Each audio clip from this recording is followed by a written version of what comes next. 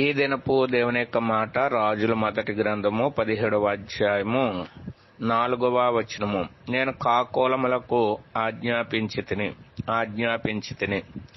దేవుడు ఆజ్ఞాపించినప్పుడు సృష్టిలో ఉన్నటువంటి సమస్తము ఆయనకు లోబడి ఆయన యొక్క ఆజ్ఞను నెరవేర్చేవిగా ఉన్నవి. అయితే దేవుడు తన స్వరూపమందు సృజించుకున్న మనుషుడే ఆయన ఆజ్ఞకు లోబడినటువంటి వాడుగా ఉన్నాడు. ఆది కాలపు మానవుడు కూడా దేవుని యొక్క ఆజ్ఞను తృణీకరించినటువంటి వాడుగా ఉన్నాడు.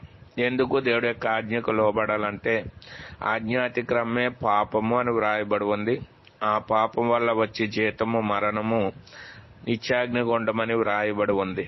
కాబట్టి దేవుడి యొక్క ఆజ్ఞకు మనం లోబడి ఆయన ఇచ్చేటువంటి సంపూర్ణమైనటువంటి మేలును పొందాలని లేఖనాలు తెలియజేస్తున్నాయి. ఆ రీతిగా దేవుని యొక్క ఆజ్ఞకు మనము కూడా లోబడి ఆయన మేలును ఆయన దీవెనను పొందుదుముగాక.